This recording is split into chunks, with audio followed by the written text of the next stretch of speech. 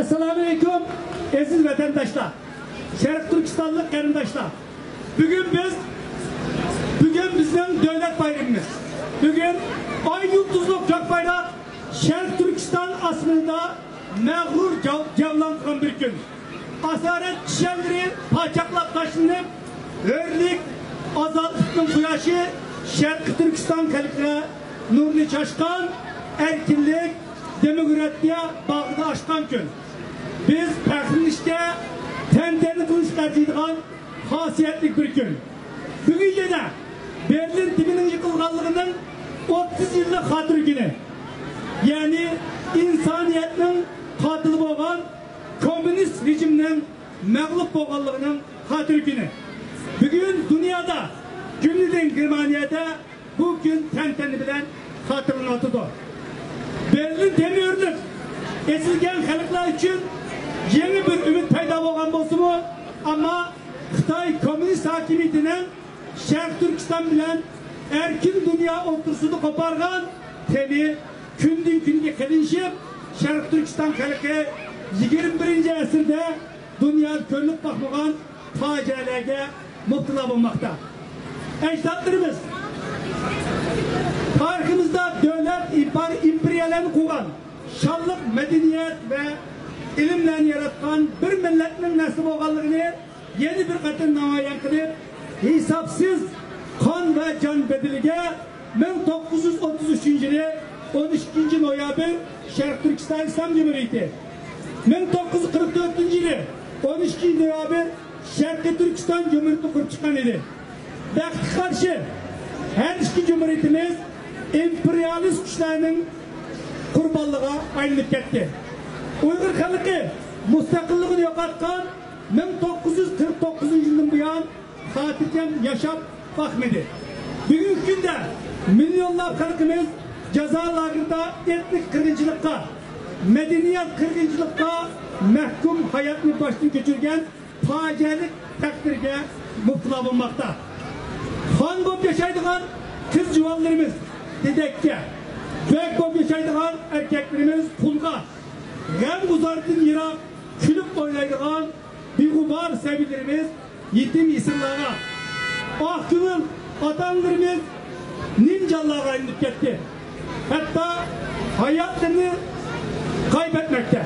Bütün Şərq Türkistan şu anda Dezzaf adamını hüküm sürmekte. Biz tarihimizde kurulan bu iki cumhuriyetimizin manımışında kabahatlik bir günde yat ellerde hasret bilen hatırlavatımız. Şu maksat hatırlavatımız ki ecdatlarımız yarattan ülgiler tarihin betlerden öşmügen okşaş bu cumhuriyetimizin bu kalbimizde yaşayavatkalığını namayan kılış. Bu iki cumhuriyetimiz kurulan ahir cumhuriyetimiz. Belki yakın gelgisi de yeni bir cumhuriyet kuruş iradesi sahibiz ve bu bizim insani milli burcumuz. Bu bizim ezelli ve ebedi hakkımız diyen nidani dünyaya bildiriş için hatırlavatımız.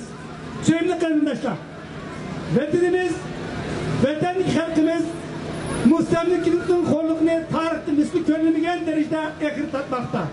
Muadiyet kardeşlerimiz olsa vatansızlıkın her türlü balaya afetke, dert elemge muhtela bulmakta.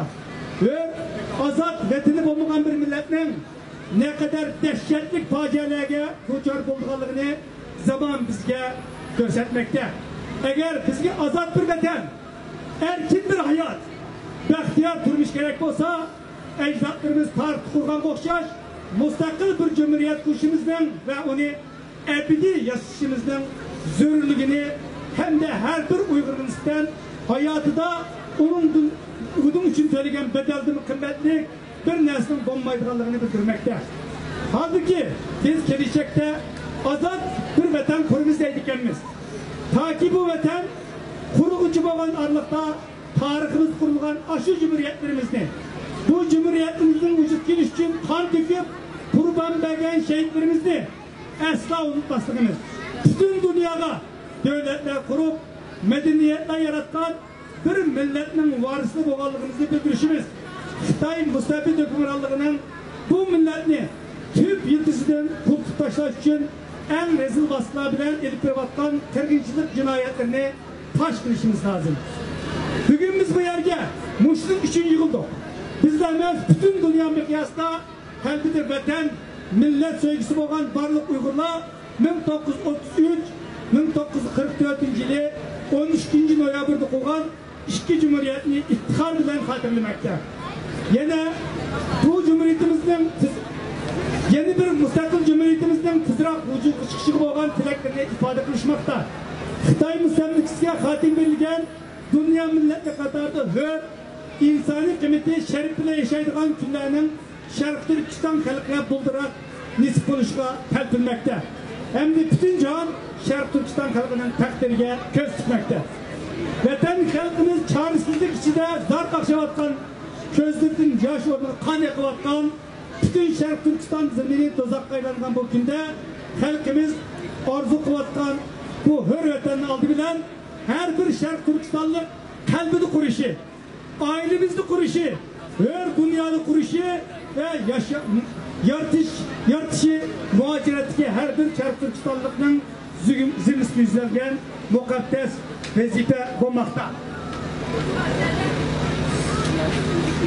Mana biz bugün dünyanın siyasi merkezlerinden biri olan Germaniyada, dünya kurultayının merkezi olan München tenteni bilen bu cumhuriyetimizi kurduk.